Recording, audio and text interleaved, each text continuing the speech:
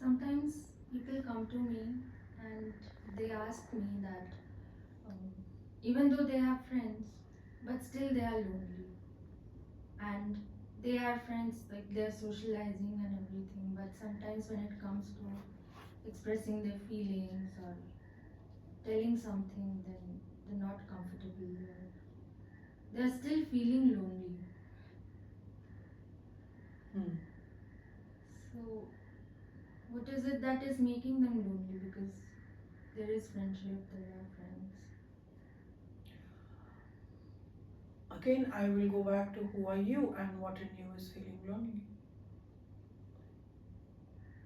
So, where do you feel the loneliness?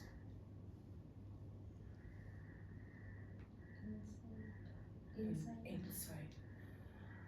So, which means that you have never. What is inside? Do you know what is inside? One usually always talks about head and about mind, and rarely do people talk about inside. So, what is inside? Why does one feel loneliness? Why does one feel happiness?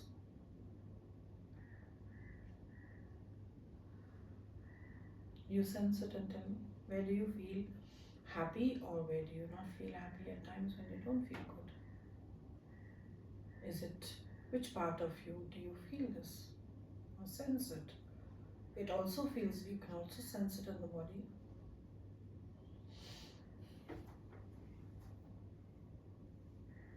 Mainly in the chest area, the heart area, Yeah, so, and where do you feel angry?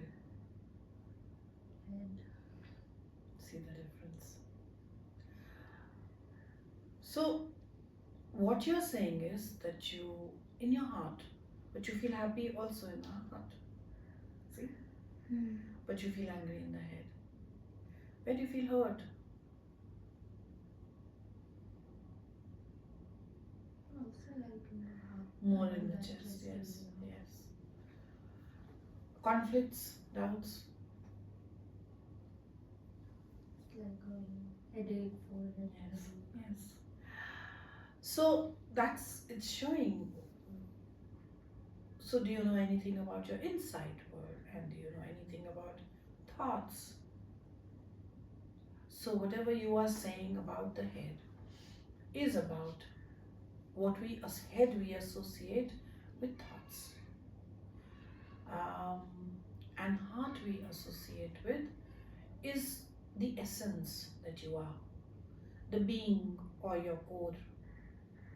We sense it in the heart because breath is life, and that's where we feel the presence of breath. And wherever we feel the presence of breath, that is the real you because it powers you, it brings life to the form. And we usually sense that in the chest part because that's what where your heart is pulsating, that's where your lungs are. So the breath is entering your lungs, the breath is entering your heart. So we usually, it's like the mind sort of connects the two. The organ has no relevance to it, but it is the experience through the organ of what we call life. And that is what you are. And what you are looking at as the head, as the anger and the conflict, these are your thoughts. Thoughts mean that they are what you are, however, you are thinking. So there are many situations and you think about them. And when you think about them, you usually are trying to, it's like a puzzle that you're trying to solve one way or the other. And you're trying to do it in your head or however. But when you are silent by yourself, you can sense what's happening in your head and what's happening in your being. But a lot of people don't get there. So it's always classified as I'm stressed or I'm not happy, I'm not, I'm feeling lonely or I'm feeling sad. It is usually when you have remained for the most part of your day in your doing thoughts or in your active thoughts than you have spent time with your beingness, with your core, that you start feeling like this. It's like you have not experienced the real you. So just imagine it's like you have behaved like mechanically the whole day. So you get up in the morning, you change, you go to work or you whatever you do. You've just moved from one doing or one activity to the other. You haven't really experienced being with your breath. Yeah, I understand. You're not just going to stop and say, let me breathe.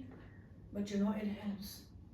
A lot of times when your day is going by too fast, you need to just actually step back and breathe because that's when you connect to your being.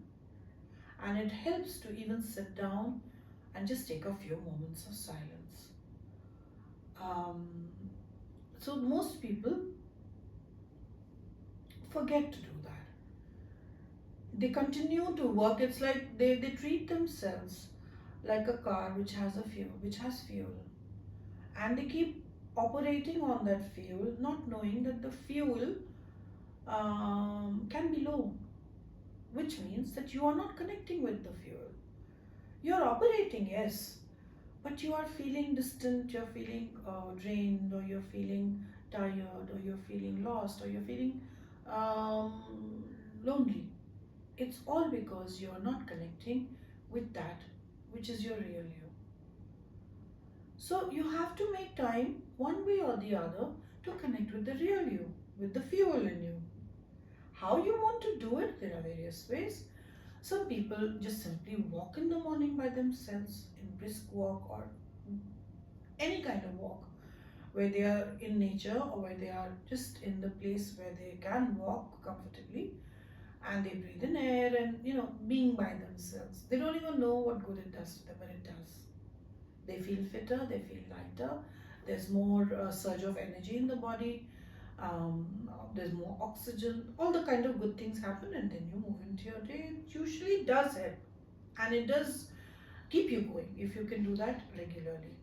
Some people do yoga, some people do go to the gym, some people meditate, some people chant, some people just sit quietly. Everything is fine. Whatever works for you is fine. Of course, some things are even better, which are more energizing, like meditation or singing something that is devotional, because it does connect you with your heart. So any activity which connects you with your being helps. On the other hand, if you can always remain connected with your being during the day in whatever you do, you are never going to feel like this. Which means that you work knowing that I would like to do this. I cook because I want to cook. I go to work because I want to do this. It adds value to my life. I am going out because I want to do this. So do everything for yourself, in the sense not selfishly, but with no resistance. And when you don't do anything with resistance, there is so much ease in your flow. There's the fuel in you flows unrestrainedly, and you end up feeling lighter and you end up feeling happy. And that doesn't make you feel lonely or sad. And even if it does on a day, think in which interaction were you not yourself, where you operated more on thought and less on what you really wanted to say or do, and just let it go. Say, I overlooked my thought, my inner voice, or my I didn't take care of what my being was saying, and I let it go. And these are simple things that once you start, they become a part of you. If you haven't understood it, you just have to make it a part of you. And as you start doing that, these words kind of start melting away, and you don't seem to have them so often anymore. So, and also your mind and your brain and your body starts to relax a little more, because there will be more oxygen circulating in you. It's if you allow yourself to be more connected to your being. It just opens you and brings an expansiveness in you, which helps you in all the ways that you have to experience, you have to try. It does solve most problems. And then there are little things which keep coming. You're able to tide through them also. Then, But then, loneliness is not about sitting with a person. You may sit with the person 24 hours and you may still say, I'm feeling lonely. How can that person take away your loneliness? If you're feeling lonely in here, how can that person do anything here? He'll sit with you, then what? Then you go away. And the next day you're going to say again, I'm feeling lonely. You can keep trying it. You can talk to him, you can answer them, but it's only going to be temporary. Why? Because you were talking, and you forgot that there was something else here. That's it. And when that thing goes away, this is going to come back. So, what I'm giving to you is deeper than that. You can do whatever you like. It is fine to meet anyone, it is fine to do, but know that talking, being with someone, and all that is not really about feeling less lonely or feeling happier or feeling lighter. No, no. It is about you being in touch with the real you within that makes you feel lighter and happier. Happiness is from inside to outside. Outside to inside is always temporary. It will come, but it will dissipate very quickly. So you eat good food and you feel happy. And then, are you going to keep eating that food the whole day? No. So then, what happened to the happiness? Did it run away? No, but the happiness was always here. You're only feeling it when you're eating that, and your mind is saying, if you eat this, you're going to be happy. And it's the same thing your mind tells you. So a thought enters which says, if you meet this person, you are going to feel good. And now you want to meet that person because you want to feel good. But fundamentally, what you're saying is, if I have this, I can get in touch with my being. But you really don't need a trigger outside to be in touch with your being. You can make that connection directly. So, till you don't recognize that, you're constantly dependent on outside. Whether it's your spouse, whether it's your children, whether it's your friend, whether it's your mom, whether it's your dad, anything. Till you don't recognize what you have inside, this cycle cannot end. It only ends when you do. And it's not hard because it's in you. It's not an ingredient that's from outside. You don't have to buy it, you don't have to get it. You don't need a lot of money to get it. You don't need to be rich. You don't need to be anything other than who you are to have it. It's as simple. Which is why, if you see the poor people, a lot of them just look happy. They are quite carefree.